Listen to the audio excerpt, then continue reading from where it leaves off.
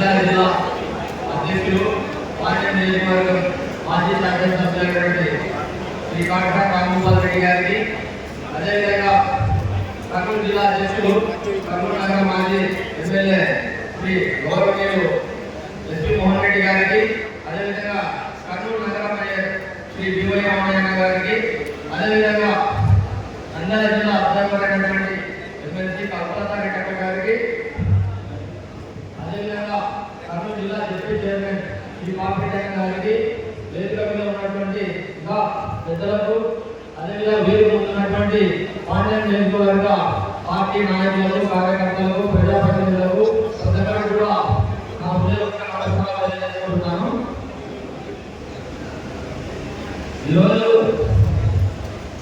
బాబు guarantee అనేటువంటి కార్యక్రమంలో భాగంగా పాండ్యం నియోజకవర్గంలో ఇంత పెద్ద ఎత్తున కార్యక్రమం ఏర్పాటు చేసి దాంట్లో భాగంగా నాకు అవకాశం ఇచ్చినటువంటి మన ప్రేమ నాయకుడు రామగోపాల్ రెడ్డి గారికి మరొకసారి కృతజ్ఞతలు తెలియజేస్తూ, ఈరోజు రాష్ట్ర వ్యాప్తంగా కూడా పెద్దలు ఒక సమస్య చేస్తారు. అన్నం ఉడికిందంటే ఒక మెతుకు పెట్టుకొని చూస్తే మొత్తం ఉడికిందా లేదని చెప్పి పెద్దలు చెప్తారు. ఈరోజు రాష్ట్రంలో టీడీపీ పరిపాలన ఎట్లా ఉందంటే ఒక సంవత్సర కాలం వచ్చిన తర్వాత పరిపాలన చెప్పేసి వాళ్ళు ఈరోజు రావడం జరుగుతూ ఉంది. మనందరం కూడా ఈ సంవత్సర కాలం మామూలు తర్వాత ప్రతి ఒక్కరిని కూడా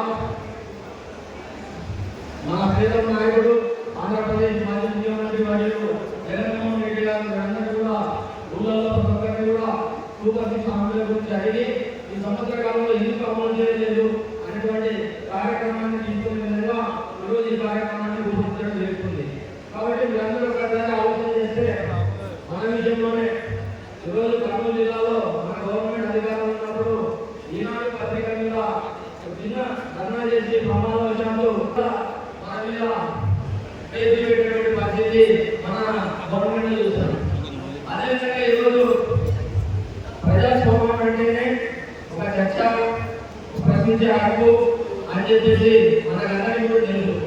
ఈరోజు సాక్షి టీవీ ఛానల్లో చర్చలు ఒక వ్యక్తి అమరావతి రాజధాని గురించి మాట్లాడితే ఈరోజు సాక్షి కార్యాలయాలు ఎక్కడెక్కడ ఉన్నాయో అన్నింటి కూడా పాల్గొంటే ఈ రోజు వరకు ఒక పోలీస్ స్టేషన్ ఒక ఎక్కడ కూడా నమోదు కాలేదు. ఇది ప్రజాస్వామ్యం అనేటువంటి మనమందరం కూడా ఆలోచన చేసిన అవసరం ఎంతైనా ఉంది.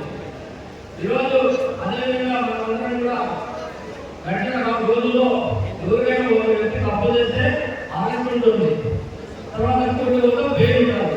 కానీ ఇప్పుడు ఈ సంవత్సర కాలంలో ప్రతి ఒక్కరు హైకోర్టు పోవాలా, మధ్యంతర ఉత్తర్వులు, ఏదానికి లేదా మధ్యంతర ఉత్తర్వులు.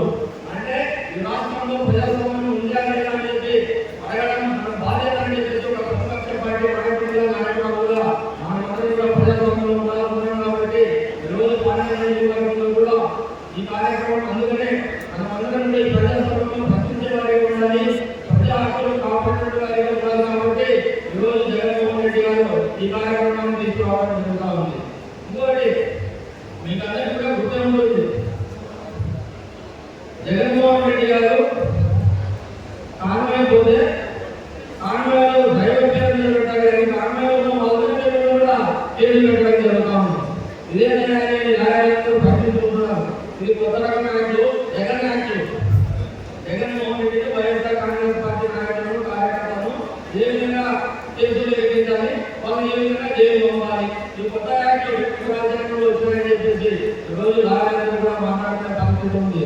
కాబట్టి మీరందరూ కూడా ఒకసారి వీటన్నింటినీ గమనించి ప్రశ్నించేవాడు లేకపోతే, ఎదిరించేవాడు లేకపోతే, బెదిరించేవారంటే రాజ్యం అవుతుందని చెప్పేసి పెద్దలు సమర్థన చెప్తున్నారు. కాబట్టి మనందరం ప్రశ్నించే వారిగా ఉండాలి. సమాజంలో ఈరోజు కాకట రామగోపాల్ రెడ్డి గారి గురించి ఒకసారి ఆలోచన చేయాలి. 2019 నుంచి 19 వరకు ఆయన ఓడిపోయిన కూడా ప్రజల్లో ఉన్నాడు. 19 నుంచి 24 వరకు అధికారంలో ప్రజలకు సేవ చేశాడు. మళ్ళా 1924లో పార్టీ ఓడిపోయిందని చెప్తారు, కానీ నేను నాయకుడు రామగోపాల్ రెడ్డి గారు ఓడిపోలేదని చెప్పి సభాపతిగా చేస్తాను.